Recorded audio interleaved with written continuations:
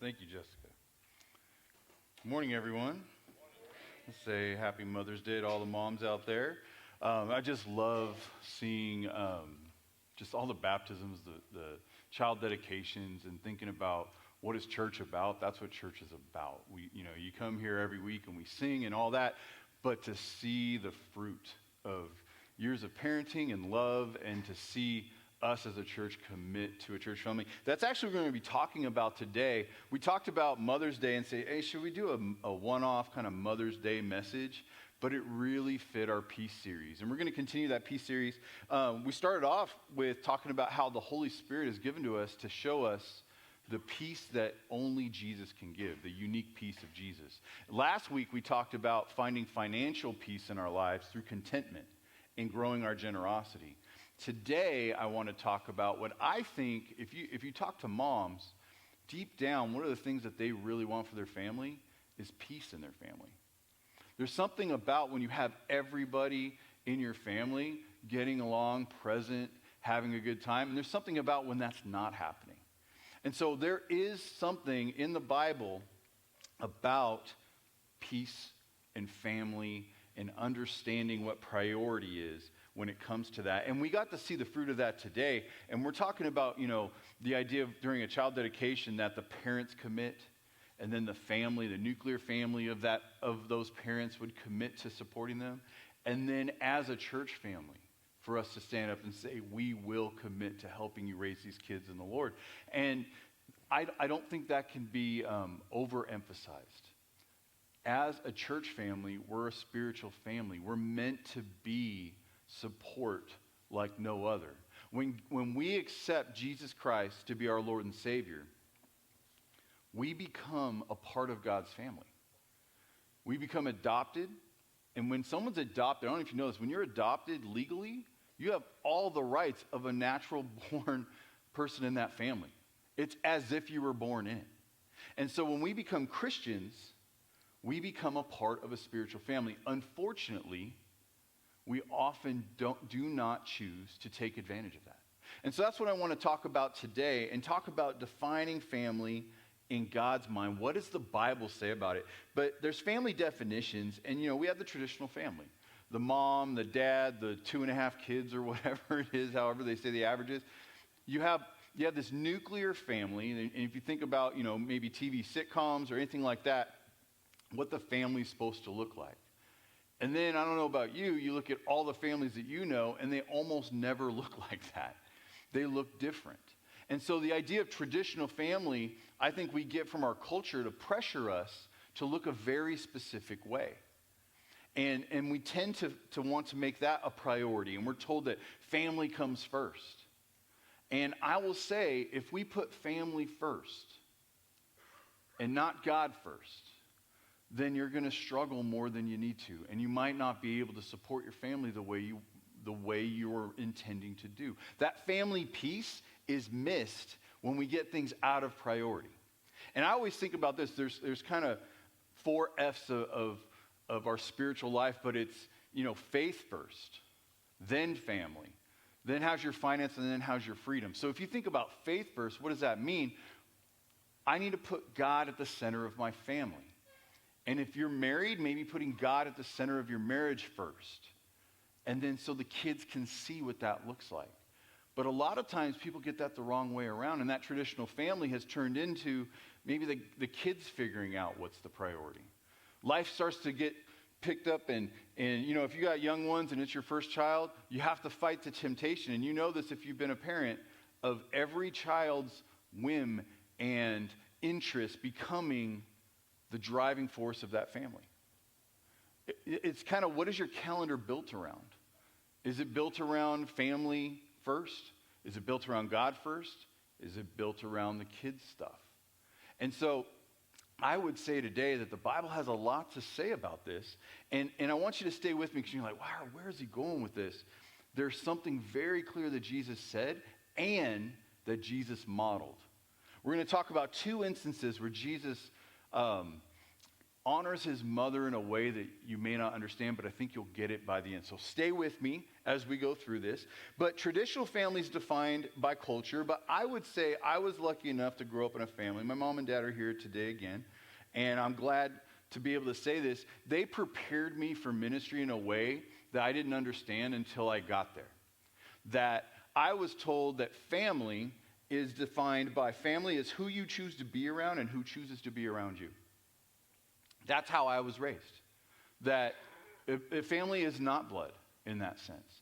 And if you come to our family get-togethers and you walked around and I introduced you to people, you would have a hard time figuring out who's blood related.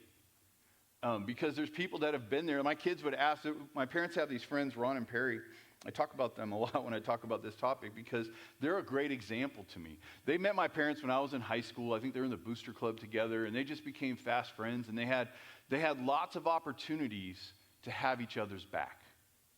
And pretty soon it was like Ron and Perry were at everything. And then my kids, when they got older, and they started figuring out, okay, so they belong to them, they belong to them. How does Ron and Perry fit? And we're like, they're family. And the best way I can explain it is there's times where my mom and dad had their back, and I saw that. And there's times where they had my mom and dad's back, and I saw that. And they just friends became family. When you get older, you realize that happens more often than we like to admit. And there's times when family, when you grow up, you realize you maybe sometimes you grow apart and you have different Christmases and different all that. But there's certain family that become friends. My uncle's here today. I text him like every single day. Do you have someone that you text every single day? I think those are people who, you get the family and the friend blended, and that's when you realize, hey, it's not really about the traditional definition of family. So if we can break that down and understand church, spiritual family, that's okay. Because it's hard when you're raised and saying, hey, you take care of your family. I'm not saying we don't do that. I'm going to make a case that the best way to take care of your family is by leaning into the support and the care, the protection, the wisdom of a spiritual family. Now, priority, I think, comes up when you say family. When you're going to make priority for people, their family. So how do you know they're family? It's these people that have priority. These people that have shown loyalty. They have your back and you have theirs. If you found out they were in trouble, you would run 10 miles without a car if you had to get to them. And that's not always blood, and that's not always not blood. That's just who it is. Who's loyal to you, and who are you loyal to? And then finally, it's responsibility. It's who do you feel responsible for? That's not always just parents and kids and brothers and sisters. There's people that become that. There's moms in here that don't even consider yourselves mom because this traditional family thing has happened. But I'm willing to bet there's moms in here that have no physical children, but I guarantee you have spiritual children. There's people that you've influenced because of Jesus Christ to move them closer to God, and you are a part of their spiritual family. So if you have somebody in your life that's kind of a spiritual mom or dad, make sure you honor them too. I think those are things that we tend to miss because of that traditional cultural definition. But family is who you choose to be around and who chooses to be around you. That choice, that idea of priority, loyalty, responsibility. That's something to hold on to as we start to look at what is my family priority? Where do we start building our lives around? What does Jesus expect when it comes to that? Jesus was born into a family like you were born into a family. All of us, God chose to put us in a specific group of people to grow up in. And it wasn't an accident. And maybe there's different circumstances that happen that were possibly outside of God's will because sin was involved. But God was always there putting other people in your life to support you. It's not always what we see on TV. It's not always the ideal situation. But sometimes you find out what's normal for me is what's normal for me. And you begin to raise your kids in that. You begin to understand what family is. So what does Jesus expect? What does the Bible say? What did Jesus actually do? Jesus was born into a family. And if you can think about this, there's sibling rivalries. Jesus is the firstborn, obviously, oldest. And then there's brothers and sisters. And there are half brothers and sisters, obviously. But here's Jesus, president of family. And can you imagine being the younger brother and sister of a perfect person? What was that family dynamic like? He never sinned. That means he never did anything wrong. I got in a little spat with my sister yesterday. I almost ruined our Mother's Day celebration because I'm a knucklehead, right? I said something stupid. Jesus never did that. He never made a mistake. Yet, that doesn't mean he wasn't resented. In fact, have you ever had a hard act to follow? Can you imagine what those other brothers thought of him? It's like, oh, here he goes again. Of course he did it right, right? You know, he's mom's favorite. I wonder why. We hear all the stories. So here's this family that Jesus had to grow up in, and he had to deal with these very real dynamics. And we don't get to see those so much in Scripture, but they're implied. If you can just look at what any other family structure would look like. And so we think about, how did Jesus handle his family? And there's a moment that's a little shocking. It's a shocking moment because you think about Jesus. Here he is. He's doing his ministry. He's actually sitting around a group of people who are learning from him. And in the back, there's some lawyers and some Pharisees that are challenging him on things because he just healed somebody. And they're actually calling him Beelzebul. And they're calling him all these names. They're accusing him of getting his power from Satan. And this is in Mark chapter 3, and he's making the explanation of, it's not even logical what you're saying. And so he's sharing about the Word of God, and he's literally healing people in front of people. People are sitting at his feet learning from him. And then something happens in Mark 3:32. And it says, a crowd was sitting around him, and they said to him, behold, your mother and your brothers are outside looking for you. And so he's sitting there in a house, and it was pretty traditional for them to have a teacher, a rabbi, come into a house, and then people would come and listen to a lesson. That's what was going on here, and it was pretty packed. And their mom and dad, and his mom and his brothers and his sisters, they were not able to get in the house. It was so crowded, and they're saying, hey, your family's here. They want to see you. And Jesus said this in verse 33 and 34, 33 and 30 through 35. He said, answering them, he said this, who are my mother and my brothers? And looking around at those who were sitting around him, he said, behold my mother and my brothers. For whoever does the will of God, he is my brother and sister and mother. That was as scandalous then as that sounds like now. And he said that, and they could probably hear him. So the people he grew up with, they're saying, your family's here. And he says, my family's right here. The people who do the will of God, that's my family. Those are my brothers and sisters. He's foreshadowing the whole idea of this family of God, this spiritual family. Because they're sitting there at his feet, making him a priority. They're sitting there loyal despite what people are saying. They're calling him Satan empowered, and they're still at his feet. They're loyal to him. And then there's a responsibility. And he's saying, no, this is my family. And that was kind of a gasp moment for them. But biblical spirituality resists all idols, even the idolatry of the nuclear family and individualism. You see this all the time in our culture. Family first, or whatever is best for me. And Jesus said, no, my spiritual family, God first. Because if you lean into the support of a biblical spiritual family and you make God first in your life, you're going to become a better brother, a better sister, a better mother, a better dad. If you focus on the kids or you focus on something else, you're not going to get that same support, that same wisdom. And we wonder why our families are so rampant with dysfunction that never seems to go away. There's certain things in families that you're like, man, this has been happening for like 30 years, and we're never going to get over it. It's because the family itself can't fix itself on its own. And when we lean into our spiritual family, we get that support. Jesus never intended us to separate our loyalty to him from our loyalty to his true family. And you hear this all the time. I don't have to go to church. Me and God are good. And Jesus is saying, no. My children, my family, my brothers and sisters are those who do the will of God, which means they're going to love each other. They're going to gather together. You can't separate him from his people. It's been often quoted that Gandhi said, I like Jesus, but I don't like the Christians. And that right there is a good example of why people say that. But they don't understand that the Christian the spiritual family, we're dysfunctional, we're people too. And we're trying to follow Christ. And our best chance to follow Christ is for us to put our arms around each other and do it together. Anytime you try to do something alone, you're at a disadvantage. Think about this. There's been this analogy that I've seen a bunch of times where you have a campfire. Everybody go camping and you make a campfire. For guys, it's kind of like a thing, right? Anytime there's fire, we got to burn something, right? We'll fiddle with it. The fire's fine, but we're still poking at it. We're doing all those things. We're trying to make sure the logs are lit.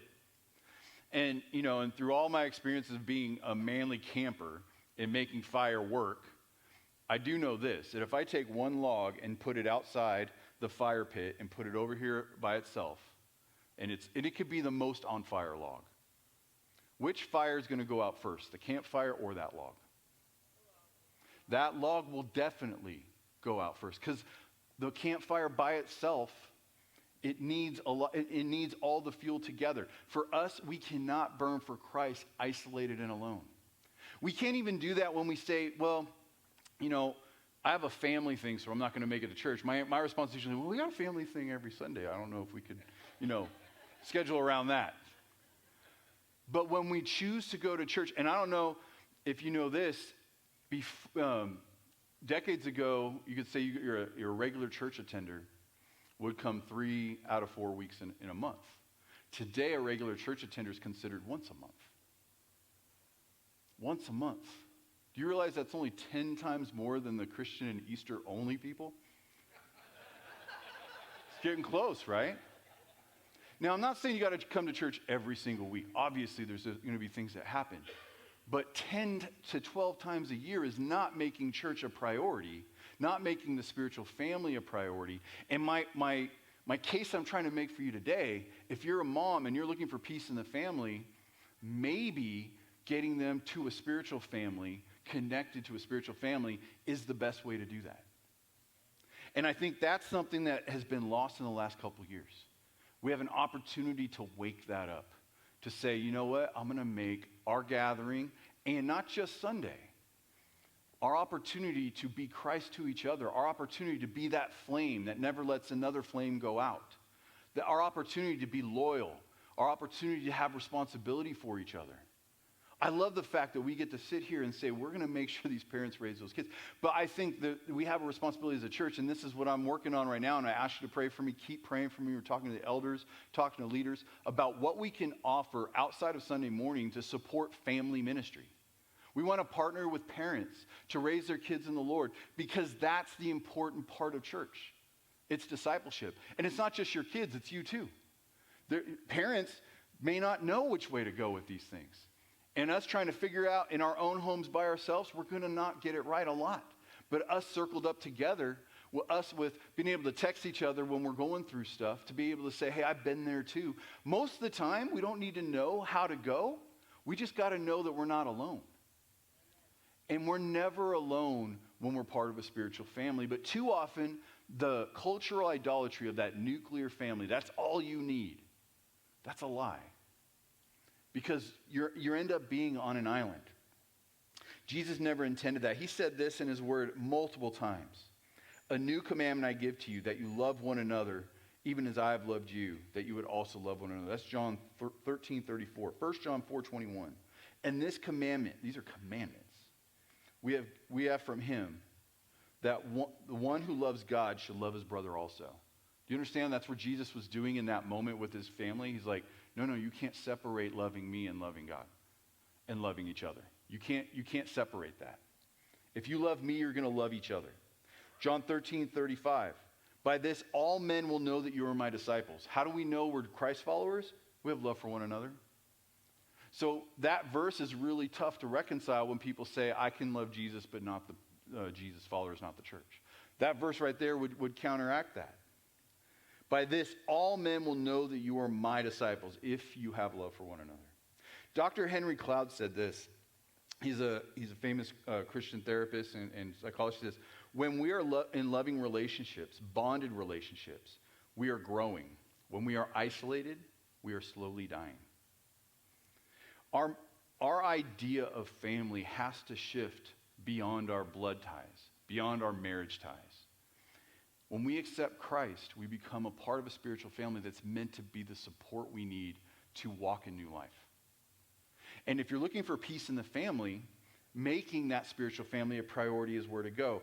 I've used this quote before, but I think it bears repeating. Mike Cosper in Rhythms of Grace says this: in this sense, the gathering is unique not as an encounter with God. It is that, though God's presence is constantly available, his comfort and his help to the Christian. So that means you can go anywhere and have God. Rather, our gathering, this gathering, it's unique because it's an encounter with the people of God, filled with the Spirit of God, spurring one another along in the mission of God. Christ in me meets Christ in you.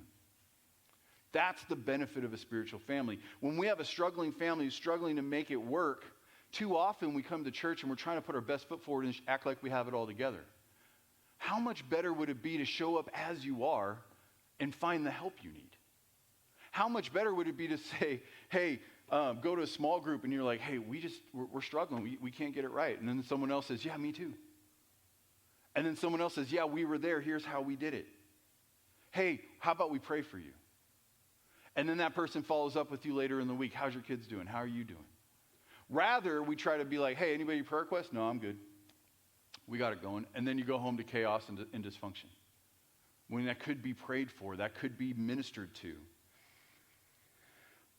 Every family needs to define themselves in this way, the biblical concept of family. It should start, if you're married, it should start with God at the middle, right? When you get married, every marriage ceremony, religious ones, they talk about this.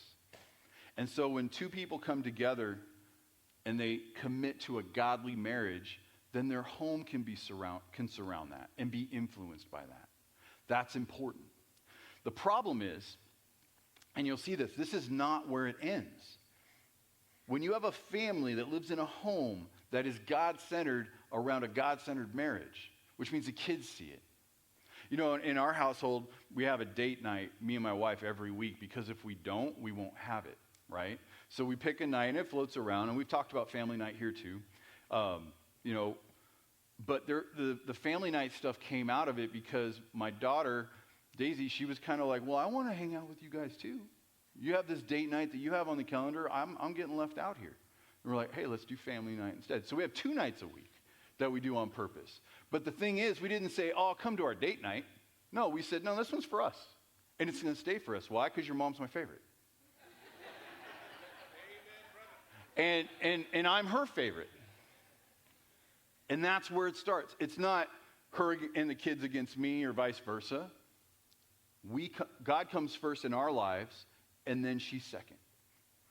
That's it. Because I know if I don't put God first, I cannot be a good husband to her. But if I put her first, I'm going to make compromises to make sure that she gets what she wants that God may not want for her. If I spend time with the Lord and pray, what does my wife need? That's a far more effective way to love her than constantly ask her in a battle I can't win, right? So, but the same goes for our kids. And that's why it's important to have the godly marriage in the center and prioritized. And then the kids learn that. But when the kids learn that they're running the household, they go out into the world expecting to run everything that they're a part of, and then they get a culture shock when their boss says you're fired. That's how we build our family. So we have this God-centered family, but there requires another choice. The choice to place that God-centered family underneath the wisdom, protection, and care of a spiritual family. It's like an umbrella. You can see up here. See how you have to make a choice to move your family under that. What does that look like? It means making a priority to come in here on Sunday. It means making a priority to make sure that you're connected to the life body of the church in different ways than just sitting in the seats and listening to me talk. I think these things are things that we're working towards this fall. We're going to try to create opportunities for every family to find their best next step to be able to move and be a better version of themselves. If we all commit to being a little better each day, we're going to be able to fulfill what we just dedicated ourselves to doing. And so when we finally get there and we see that our God-centered marriage and God-centered home, it finds the protection we need. When the things happen, and things are going to happen, we have the umbrella of our spiritual family. But imagine living a life where that wasn't there. You don't have to imagine much. A lot of us do it. There was a time in the 1800s that reminds me of this. I like to use this analogy, where people were heading west to buy land. And America was expanding west. And I don't know if you ever played the game Oregon Trail. I did it just so I could play video games at school because it was educational, and all I found out that the pioneers died a lot. And they're on this trail, and if it's not animals eating you, you're starving, you don't have enough food, or all your kids die of dysentery. Apparently that was a big deal. But when that happened, when they got to their property, they were looking for two things. Where they came from was the urban centers of America. Most of the population of America lived on the East Coast. And it was super crowded. Like, you can hear your neighbors breathe at night crowded. And so they didn't want to live like that. So they would go and they'd find this property that had acres and acres, miles and miles with no one around. And then they were looking for the healthiest place. There was this preoccupation for healthy land and how it would affect their body. So they're looking at the healthiest place, kind of farther away from their neighbors, and they would create something that looked like this. Here's the 4 properties that were next to each other, and they would plop their homestead dead center, and that's miles away from each other.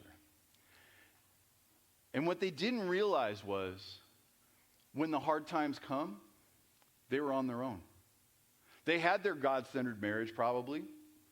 They had their family. They had their wife, their kids. They're all trying to raise everything. You know, they had to grow every type of crop alone. When things got sick, they all got sick, and there was no one to care for them. When people attacked them, there was no one to defend them.